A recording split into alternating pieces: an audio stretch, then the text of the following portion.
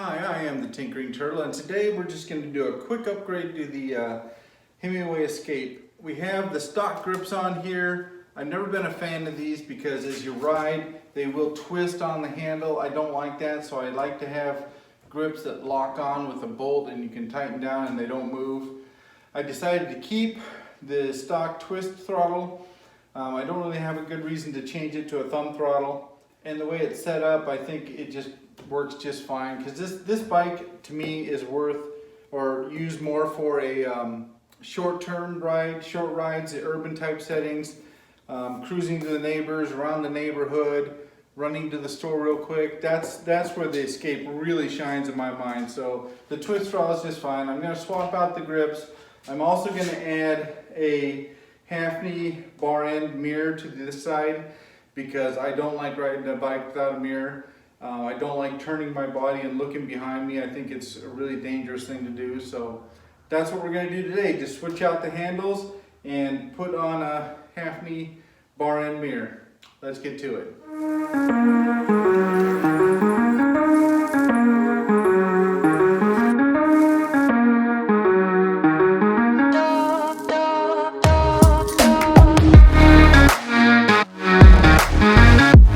So what I chose for the grips are the Ergon brand. They got the full length, and then inside the box here is a short one that's set up for a twist throttle. So I'll get that open and I'll show you those. I also chose the Hafny bar end mirror.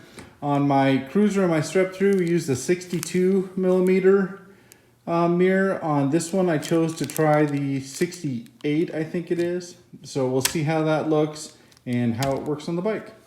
So I ran into my first problem. The grips that I ordered clearly show that one is short and one is long. But when I just opened the package, I found two longs.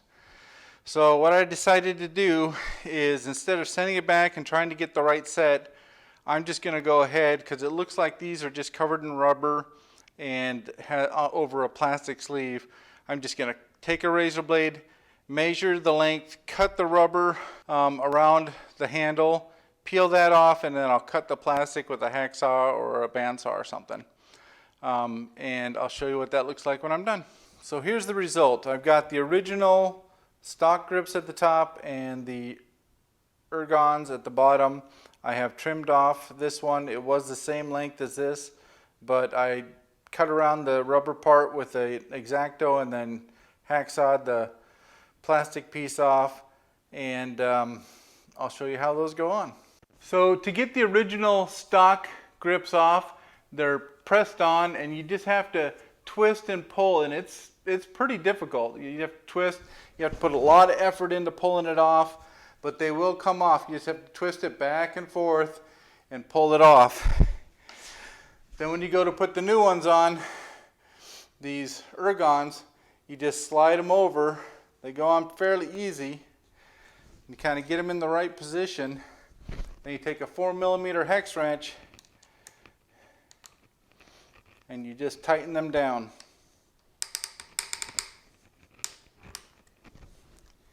And that ain't moving anywhere. You'll have the same procedure on this side. You just twist it back and forth while holding on, and you pull, pull, pull. It's really difficult and it takes a long time. If you don't have good grip strength, you have to get someone to help you. But keep pulling it and it'll eventually pop off the end. Then you take your Ergon, you slide it in all the way until it's all the way on the handle. You don't want to leave it extended, or when you put the caps or the mirror in, it won't fit right. Now I'm going to align the grip and then tighten it down. And we're there. Okay, now I've tightened both of the Ergon grips down. I'm just double checking. I'm thinking I want to rotate them up just a touch, so I'll make that fine-tune adjustment now. I'll get this one set first. Now set this one. And they're set. Now the grips are changed over. I have to put the cap on this side and I'm going to put the mirror on this side. So the grips came with this nice little end cap, and all you have to do to put it in is just start it and then just give it a good push.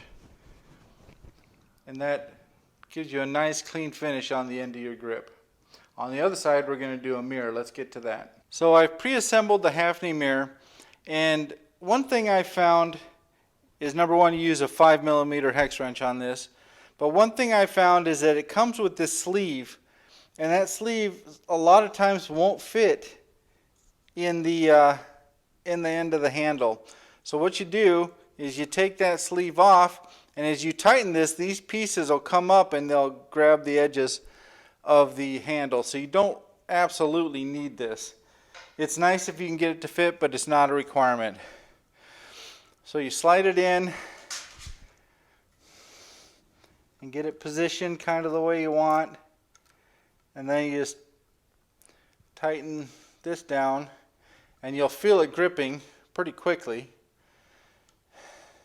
I want to show you that real quick. So this is how it works. As you tighten, this piece pushes in, and this piece and this piece pull out. So as you tighten it in, you can see those come apart. That's how it tightens inside that bar. So you just loosen it up, slide it in,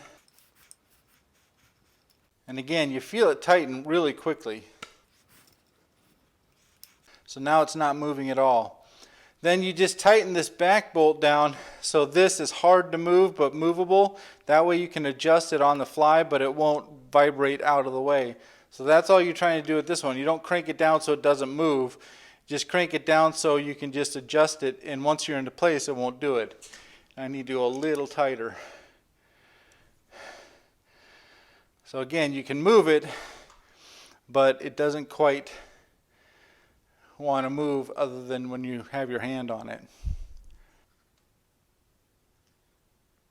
And there's the finished mirror. Nice big stainless steel mirror, so it won't break on impact, and it'll give you some nice views behind you. So now that I've got the grips and the mirror placed on, I'm going to go ahead and take it for a test ride and see how she does. Okay, I'm going to take off for my ride now, and we'll see how this new mirror does. I'm going to sit here and adjust it first.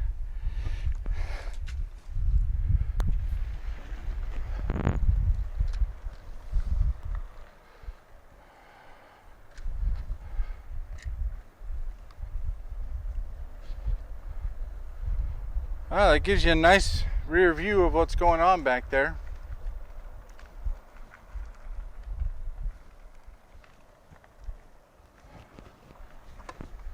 Oh, here we go. Now I can see down the bike path.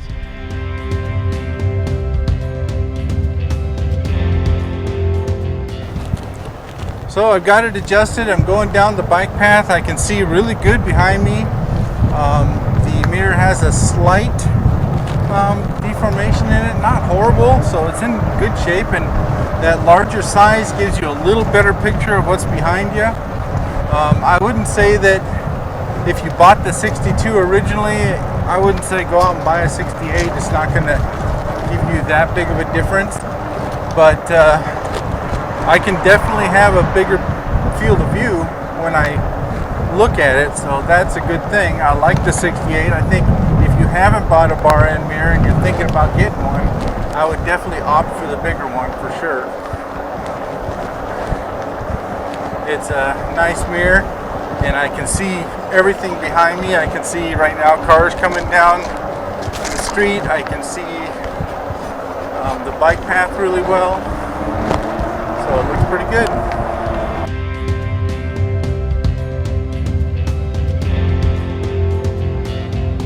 Real happy with the change. The grips are comfortable, everything looks good. So if you've gotten to this part of the video, thank you for watching.